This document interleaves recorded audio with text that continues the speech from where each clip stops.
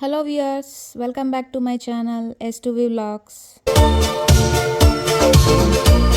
ఈరోజు నా స్టైల్లో గుంటూరు చికెన్ ఫ్రై ఎలా చేస్తానో చేసి చూపిస్తాను. మీరు కూడా ట్రై చేసి చూడండి. టెండర్గా జ్యూసీగా చాలా బాగుంటుంది. దీనికోసం నేను 750 గ్రామ్స్ ఆఫ్ చికెన్ తీసుకున్నాను. బాగా వాష్ చేసుకొని బాగా 3 టైమ్స్ వాష్ చేసుకొని పెట్టుకున్నాను. దీంట్లోకి ఫస్ట్ ఒక హాఫ్ స్పూన్ పసుపు, 1 స్పూన్ కారం, సాల్ట్, 1 స్పూన్ ఆయిల్ ఇవన్నీ వేసుకొని బాగా మిక్స్ చేసి హాఫ్ అన్ అవర్ మ్యారినేట్ చేస్తాం. ఫ్రైకి మసాలా ప్రిపేర్ చేసుకున్నాం. దానికోసం ఒక 1 ఇంచ్ చెక్క, ఒక అనాస పువ్వు, 3 ఇలాచి, 5 లవంగాలు, హాఫ్ స్పూన్ జీలకర్ర, 2 స్పూన్ ధనియాలు, 4 ఎండుమిర్చి,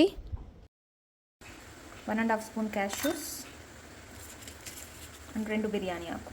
ఇవన్నీ వేసి ఫైన్ పౌడర్ చేసి పక్కన పెట్టుకోండి. తర్వాత ఫ్రై కోసం ఒక ప్యాన్ పెట్టుకొని ఒక 5 స్పూన్స్ ఆఫ్ ఆయిల్ వేసుకుందాం.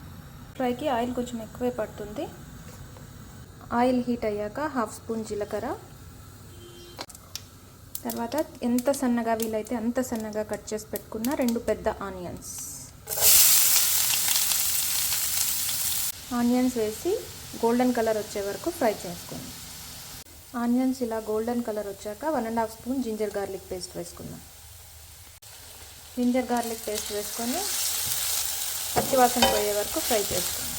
తర్వాత మనం మ్యారినేట్ చేసి పెట్టుకున్న 750 గ్రామ్స్ చికెన్ దీంట్లోకి వేసేస్తాం. చికెన్ అంతా వేసి మిక్స్ చేసి తర్వాత మూత పెట్టుకొని చికెన్ కుక్ అయ్యే వరకు బాగా ఫ్రై చేసుకోండి.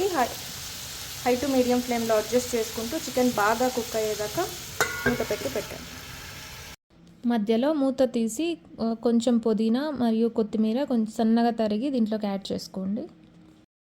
బాగా కలిపి మళ్ళీ మూత పెట్టి చికెన్ ఫుల్ కుక్ అయ్యే వరకు కుక్ చేయండి. చికెన్ అంతా కుక్ అయిపోయాక 2 పొడవుగా తరిగి పెట్టుకున్న పచ్చిమిర్చి మరియు కరివేపాకు, 2 స్పూన్స్ ఆఫ్ క్యాష్యూస్ చిన్నగా తుంచి పెట్టుకున్నవి అవి కూడా వేసేసి, అలాగే మనం గ్రౌండ్ చేసుకున్న మసాలా పౌడర్ అంతా వేసేసి బాగా మిక్స్ చేసి లో ఫ్లేమ్లో పెట్టి ఫ్రై చేసుకోండి.